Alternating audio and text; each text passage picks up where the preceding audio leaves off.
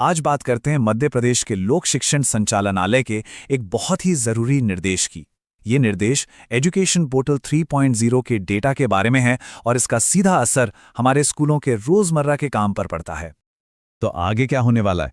देखिए, इस पूरी प्रक्रिया को हम 6 आसान हिस्सों में समझेंगे। सबसे पहले जानेंगे कि आखिर ये समस्या है क्या, फिर देखेंगे कि ऑफिशियल ऑर्डर क्या कहता है और इसमें प्रिंसिपल की क्या भूमिका है। इसके बाद वेरिफिकेशन के 2 सिंपल स्टेप्स और आम गलतियों पर बात करेंगे और आखिर में समझेंगे कि इस डेटा को फाइनल कैसे करना है। तो चलिए शुरू करते हैं। सबसे पहले यह समझना जरूरी है कि आखिर इस सब की जरूरत ही क्यों पड़ी। असल में ये एक ऐसी समस्या है जो स्कूलों के रोज के कामकाज पर असर डाल रही है। अक्सर ये सवाल उठता है ना कि स्कूलों में जो खाली पद हैं उन्हें भरने में या फिर गेस्ट टीचर्स को बुलाने में इतनी दिक्कतें क्यों आती हैं। ये एक बड़ी परेशानी है जिसका सामना कई स्कूल कर रहे हैं।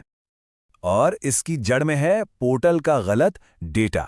जी हां, असली वजह है एजुकेशन पोर्टल 3.0 पर कर्मचारियों की अधूरी या पुरानी जानकारी। यही गलत डेटा इन सभी मुश्किलों की वजह बन रहा है।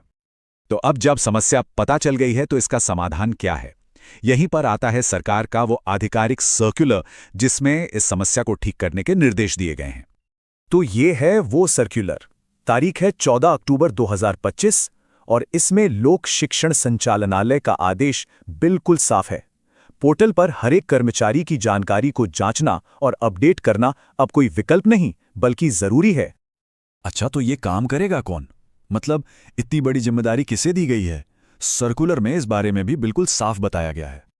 ये जिम्मेदारी दी गई है सीधे संकुल प्राचार्य को। मतलब उनके क्लस्टर में जितने भी स्कूल या संस्थान आते हैं उन सब के डेटा को वेरीफाई करने का काम उन्हीं का है। वो ही इस पूरी प्रक्रिया के इंचार्ज हैं। तो सवाल ये है कि संकुल प्राचार्य ये काम करेंगे कैसे? देखिए, इस पूरे काम को आसान बनाने के लिए इसे सिर्फ 2 सिंपल स्टेप्स में बांटा गया है। पहला स्टेप, पोर्टल पर जाइए, रिपोर्ट 1 को डाउनलोड कीजिए और उसका प्रिंट निकाल लीजिए। और दूसरा, जो कि सबसे जरूरी है, वो है उस प्रिंटेड कॉपी को लेकर बैठना और एक एक डिटेल को बहुत ध्यान से ऑफलाइन चेक करना। अच्छा, अब आते हैं सबसे अहम हिस्से पर। मतलब जब वो प्रिंट आउट हाथ में होगा तो चेक क्या क्या करना है। सर्कुलर में खास तौर पर 6 ऐसी गलतियों के बारे में बताया गया है जिन पर सबसे ज्यादा ध्यान देना है। तो ये हैं वो 6 चीजें। पहली, किसी का प्रमोशन हो गया पर पोर्टल पर अब भी पुराना पद दिख रहा है।